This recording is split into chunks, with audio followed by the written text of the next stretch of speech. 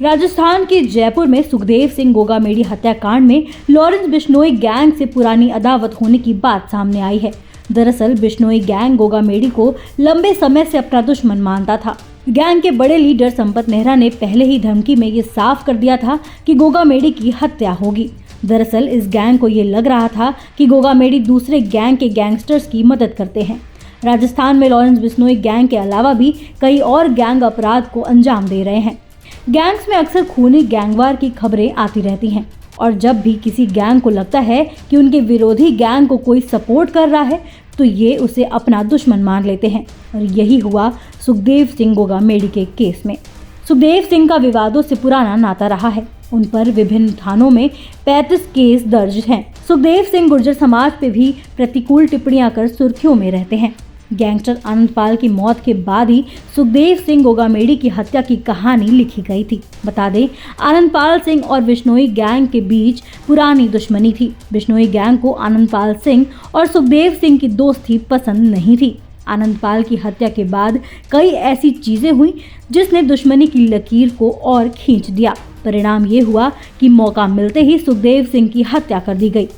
ऐसी चर्चा है कि करणी सिंह के प्रमुख बनने के बाद वो अक्सर चर्चा में रहे, लेकिन साथ ही उनके दुश्मन भी बनने लगे। कुछ समय पहले सुखदेव सिंह गोगामेडी को लॉरेंस बिश्नोई के गैंग से धमकी मिली थी। लॉरेंस बिश्नोई गैंग के शूटर संपत नेहरा ने गोगामेडी को जान से मारने की बात कही थी। करणी सेना प्रमुख ने पुलिस को इस बारे में जानकारी भी दी थी, लेकिन तब ये नहीं पता था कि दुश्मनी इस कदर बड़ी हो जाएगी कि हत्या तक बात आ जाएगी। बता दें, दोपहर करीब 1 बजे सुखदेव सिंह अपने घर पर ही थे। उनके एक जानने वाले नवीन शेखावत ने उनसे मिलने का वक्त मांगा था। नवीन शेखावत अपने साथ 2 लोगों को लेकर आए थे। इन 2 लोगों ने सुखदेव सिंह से मिलने की इच्छा जताई थी। चारों बैठे बातें कर रहे थे, तभी दोनों लड़कों ने अपनी जेब से पिस्टल निकाल ली और सीधा सुखदेव सिंह पर गोली चला दी। नवीन शेखावत समझ ही नहीं पाए कि ये क्या हुआ। उन्होंने विरोध किया तो दोनों लड़कों ने उन पर भी गोलियां दाग दी। 17 राउंड फायरिंग हुई और फिर दोनों फरार हो गए। आपको बता दें, साल 2018 में संजय लीला भंसाली की फिल्म पद्मावत रिलीज हुई और फिल्म की रिलीज से ठीक पहले एक नाम सबसे ज्यादा चर्चा में आया और वो नाम था सुखदेव सिंह गोगामेडी का। करणी सिंह ने इस फिल्म का विरोध किया। फिल्म की हीरोइन दीपिका पादुकोण का भी विरोध हुआ। फिल्म को देश के संस्कृति के लिए खतरा बताया गया। इस दौरान सुखदेव सिंह गोगामेडी का बयान काफी चर्चा का विषय रहा। उन्होंने फिल्म को राजपूतों की मर्यादा के खिलाफ बताया और जमकर आवाज उठाई।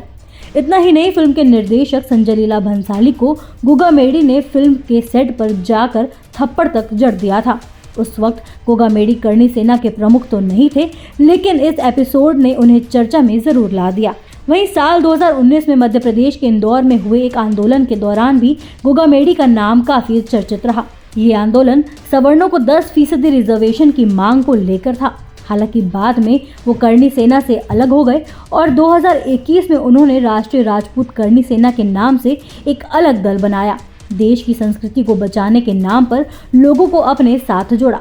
बाद में करणी सेना और गोगामेडी का दल एक हो गया और फिर चीफ बने सुखदेव सिंह गोगामेडी।